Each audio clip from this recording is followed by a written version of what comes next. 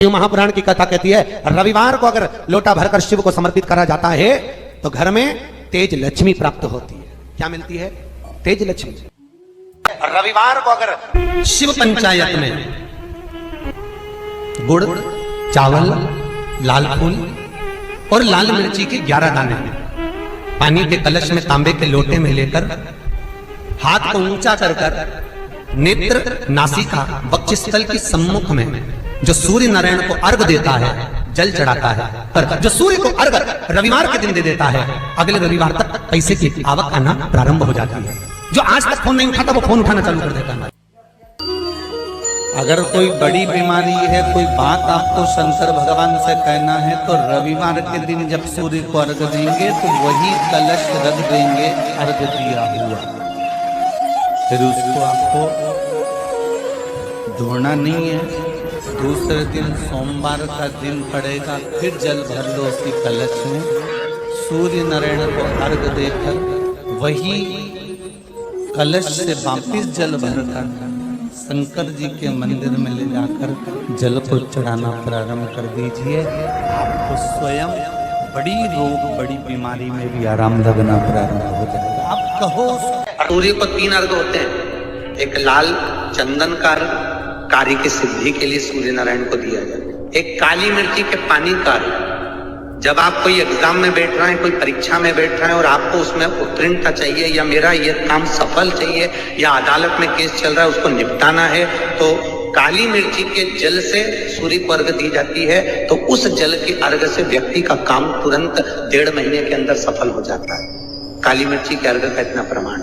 तीसरे नंबर पर है बेलपत्री के जल का अर्घ सूर्य को दिया जाता है। बेलपत्री के जल का अर्घ कौन देता है? जो बहुत बीमार पड़ा रहता है, जिसको कुछ ना कुछ शारीरिक कष्ट चलता रहे, कभी घुटना, कभी कमर, कभी पेट, कभी ब्लड प्रेशर, कभी शुगर, कुछ ना कुछ चलती रहे, तो वो लगातार 1 महीना बेलपत्री के पानी का अर्घ सूर्य को देता रहे, उसको रोग से निवारण हो जाता है। रोग से तुलसी कौन से दिन नहीं तोड़ते? अरे जम के बोलो जरा, है? रविवार के दिन। क्या बोल रहे हो? जम के बोलो। कौन से दिन? रविवार के दिन तुलसी नहीं तोड़ते। क्यों नहीं तोड़ते? जल्दी बोलो भाई। किसी ने कहा तो रविवार को तुलसी नहीं तोड़ते, तो क्यों नहीं तोड़ते? कोई ने कहा रविवार को पीपल की पेड़ की परिक्रमा नहीं करते। क्यों नहीं करते? उसका कारण भी तो मालूम होना चाहिए।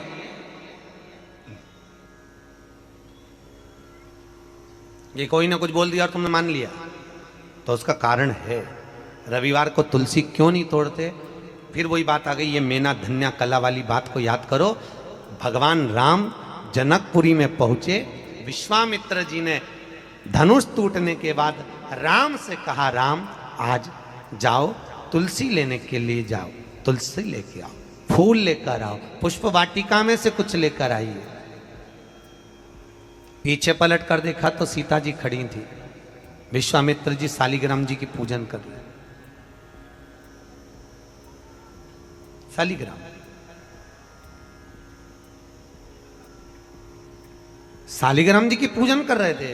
विश्वामित्र जी ने पीछे पलट कर देखा, सीता जी खड़ी, तो कहा, राम एक काम करो, ये पुष्पवाटिका सीता की है, उनके पिताजी की है, सीता को भेज दो, वो फूल लेकर आएगी, वो तुलसी लेकर आएगी। जानकी जी गई, पुष्प उतारे, तुलसी उतारने लगी। तुलसी उतारते समय जानकी जी की हवा इतनी तेज चली कि सीता जी का पल्लू उड़ गया, और जैसे ही पल्लू उड़ा वो तुलसी के पौधे पर गिरा।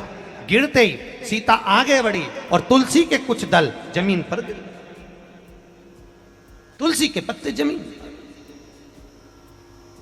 अब तुलसी के पत्ते जब जमीन पर गिरे, सीता जी तुलसी के दल लेकर, फूल लेकर विश्वामित्र जी के पास में आई। राम जी को दिया, राम जी ने विश्वामित्र जी को दिया। विश्वामित्र जी ने तुलसी के दल लेकर भगवान शालिग्राम को चढ़ाने लगे। इतनी देर में तुलसी के दल गीले हो गए, महाराज गीले। शालिग्राम जी ने हाथ में तुलसी के पत्तों को लेकर पूछा, ए तुलसा मां, ये बताओ कि तुम रो क्यों रही हो?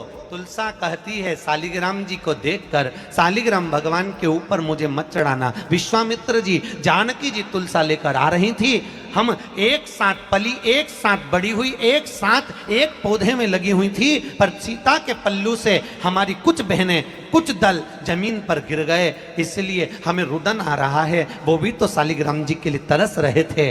विश्वामित्र जी ने कहा, जानकी तुम्हारे साड़ी के पल्लू से तुलसी के दल आज नीचे गिरे हैं, इसलिए आज मैं तुलसी शालिग्राम को समर्पित नहीं करूंगा। वो दिन था रविवार का, इसलिए रविवार के दिन तुलसा नहीं तोड़ी जाती है, वो दिन रविवार का। कई माताएं तो पुण्य करते करते भी पाप कमा लेती हैं, कई पुरुष लोग भी पुण्य करते करते पाप कमा लेते हैं। तुलसी जी को दिया लगाने गई, तुलसी जी को दिया घुमा के तुलसी जी के कुंडे में धरी आई। अब ये पुण्य मिला कि पाप मिला? जम के बोलते जाओ जरा, पाप मिला, पुण्य नहीं मिला है।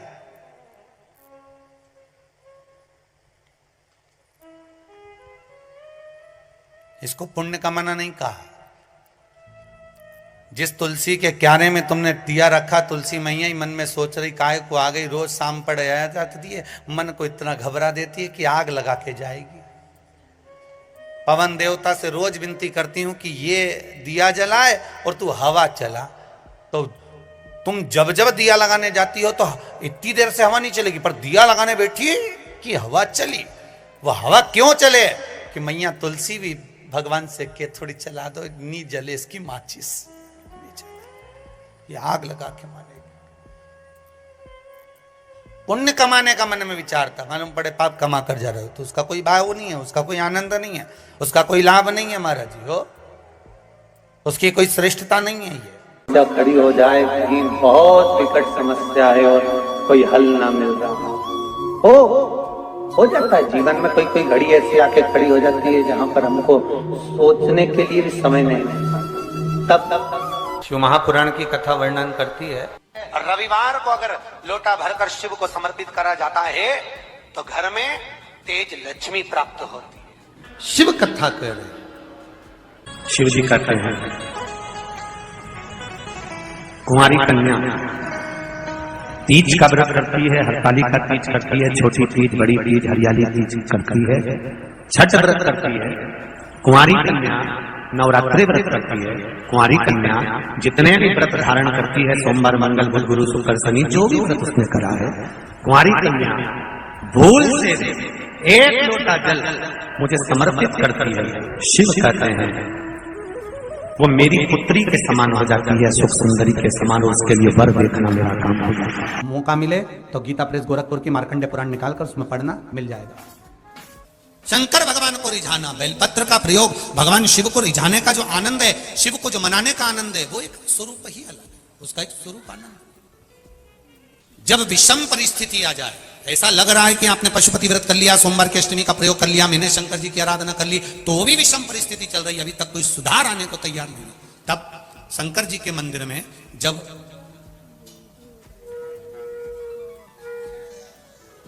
बेलपत्र चढ़ाने के लिए आप जाएं, तब प्रयास करिएगा कि बेलपत्र को, अशोक सुंदरी का स्थान सबको मालूम है ना, बोलो जम के बोलो जरा, मालूम है सबको?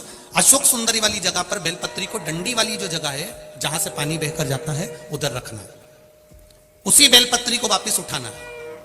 शिव जी के शिवलिंग पर जब बेलपत्री रखो तो डंडी का भाग, आप यहां बैठे हो तो डंडी का भाग पीछे की ओर होना चाहिए, शिवलिंग जैसे ये है तो डंडी का भाग पीछे की ओर, उसको रखकर 7 लोटा जल भगवान शंकर पर समर्पित कर दीजिए, अपने भाव को रखते हो। अगर विषम परिस्थिति चल रही है, आपने पशुपति व्रत कर लिया, सोमवार की अष्टमी का कर लिया, उसके बाद भी कार्य नहीं हो रहा, अटक रहा है किसी कारणवश, कोई फाइल मोटी है, थोड़ा समय लग रहा है, तो 7 लोटा जल का प्रयोग करें। धीरे धीरे 7 लोटा जल शिव जी को बाल्टी में भरकर ले जाएं, अपने घर से 7 कलश जल शिव जी को समर्पित करना है, और समर्पित करने के बाद उस बेलपत्री को वापस अपने ही घर पर लेकर आ जाना है। 11 दिन 21 दिन उसको रखो, फिर उसका विसर्जन वापिस किसी नदी, सरोवर, तालाब या वृक्ष के नीचे कर दीजिए, बाबा हाथ पकड़कर बाहर निकाल ही देगा। परिस्थिति अगर बहुत विषमता, बहुत विषम परिस्थिति में उस जगह पर इसका प्रयोग कर सकते। सूर्य नारायण भगवान को बिना रुके चलने की आज्ञा है, बस चलते रहना है उनके अश्वों के साथ में सूर्य नारायण भगवान को अपनी यात्रा पूर्ण करना, चलते रहो, रुकना नहीं है। और सूर्य नारायण भगवान चलते रहते चलते रहते चलते रहते में लगे रहे, जिस समय तक चलता रहा वो खरमास कहला गया। फिर वापिस घोड़े आ गए, गधों को निकाल दिया गया और रथ फिर आगे बढ़ गया। महाराज क्यों कहलाता है? सूर्य नारायण भगवान को याद आया कि मेरे घोड़े चलते चलते थक गए होंगे, पानी कहां पिए। महाराज मार्कंडे पुराण का चरित्र है, बहुत ध्यान से मौका मिले तो गीता प्रेस गोरखपुर की मार्कंडे पुराण निकालकर उसमें पढ़ना, मिल जाएगा। सूर्य नारायण भगवान चलते चलते विचार करने लगे कि मेरे घोड़े प्यासे हैं, इनको क्या पिलाऊं। तब एक क्षण के लिए सूर्य नारायण भगवान ने अपने घोड़ों को रोक दिया और जल का एक कुंड देखकर वहां घोड़ों को पानी पिलाया। जैसे ही पानी पिलाया तो सूर्य नारायण भगवान को फिर ज्ञात हुआ कि रुकना तो है ही नहीं, करें क्या, घोड़े तो पानी पीने में लग गए। सूर्य नारायण भगवान ने देखा वहां पर गधे खड़े हुए थे। नारायण ने तुरंत उसी समय सूर्यदेव ने उन गधों को रथ में लगा लिया और उनको लेकर चल दिए। गधों को कहते हैं खर, इसलिए जब तक गधे उस रथ में लगे रहे, जिस समय तक चलता रहा वो खरमास कहला गया। फिर वापिस घोड़े आ गए, गधों को निकाल दिया गया और रथ फिर आगे बढ़ गया। महाराज क्यों कहलाता है? इसलिए इसमें शुभ कार्य नहीं होते, विवाह शादी आदि आदि फंक्शन कुछ नहीं होता। पर आज के जमाने में लोग सोचते हैं कि थोड़ा गार्डन वार्डन थोड़े फ्री मिल जाएंगे तो लोग, दुनिया के लोग इसी समय पे शादी करते हैं और बाद में फिर आंख में से आंसू बहाते, हमारी बहू ऐसी मिली महाराज, ऐसा हो गया महाराज। अब महाराज क्या करे बेचारा, ये बताओ महाराज क्या करेगा?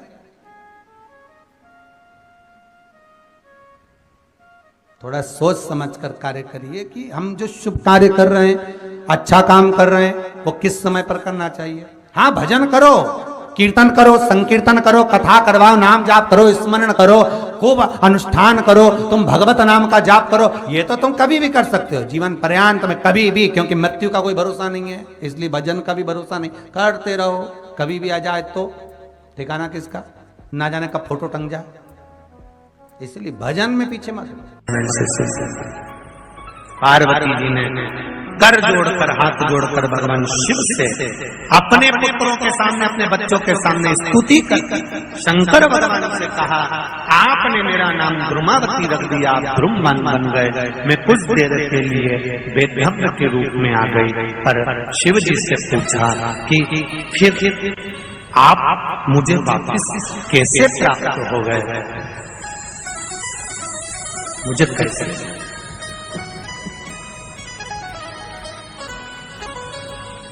शिव जी कहते हैं, कुंवारी कन्या तीज का व्रत करती है, हरतालिका तीज करती है, छोटी तीज, बड़ी तीज, हरियाली तीज करती है, छठ व्रत करती है। कुंवारी कन्या नवरात्रि व्रत करती है।